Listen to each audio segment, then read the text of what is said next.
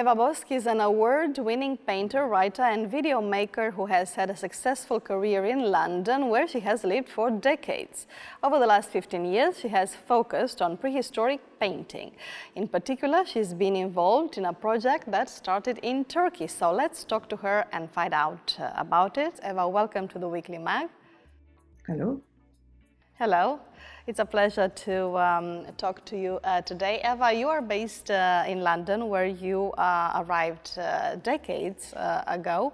Why did you decide to make England your home? And how often do you come to Catalonia? I know you have a studio in Malgrat de Mar. Well, I came to England in 1973. Franco was still alive. And I was working for a company that was making semiconductors in Granollers. And this company, they even had a nuclear reactor. And the aim of this reactor was to produce silicon. And so my job was to actually deal with the paperwork so that all the materials that were needed to feed the reactor were actually were able to be imported into the country. Yeah? So that was my job. And unfortunately, the company was actually destroyed by the USA because they attempted to sell goods to Cuba. So that was the reason why it was destroyed. But anyway, while it was powerful, I was invited by the director of the company to come to London to learn English. And that's how I came. So, you know, really my beginnings have absolutely nothing to do with my career, which developed later. I was 21 at the time, and Thatcher hadn't yet appeared in the scene. So therefore, there was a very, very strong educational system, which I benefited from.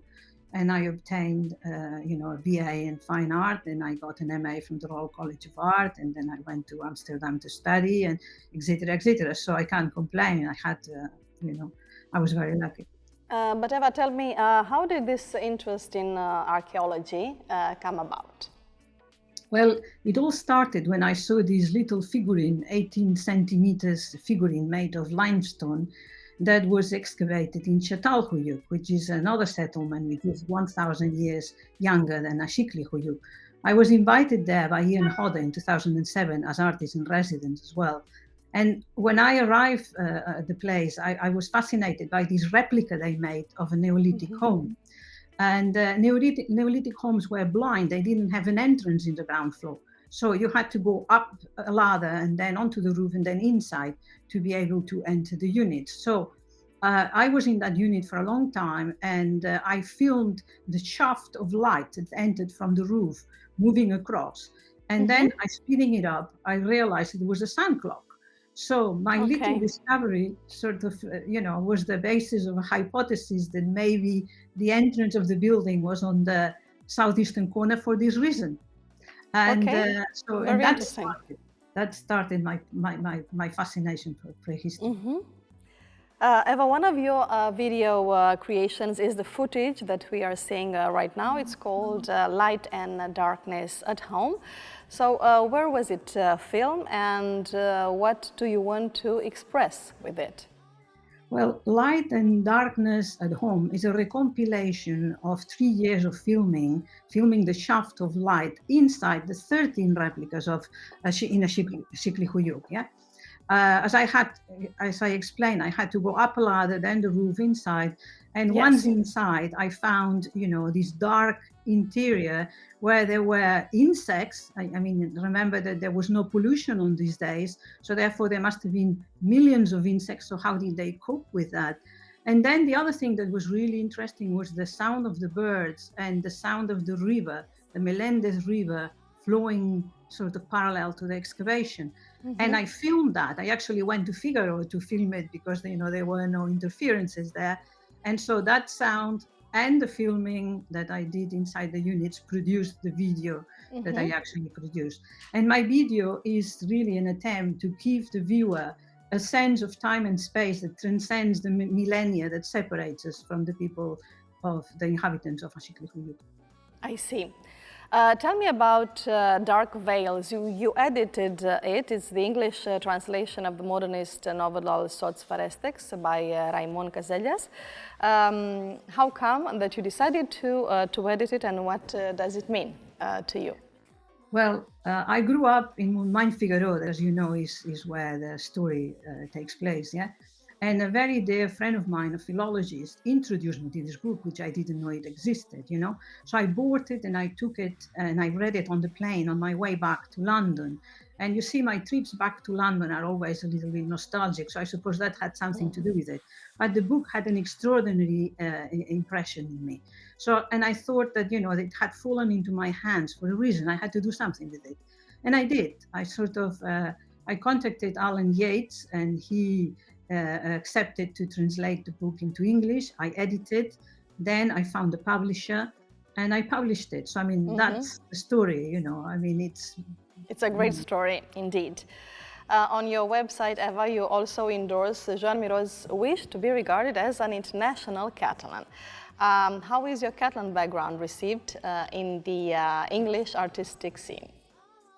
Well, in recent years, Catalonia is known in intellectual and educated circles here as a region of Spain that is fighting for its cultural identity.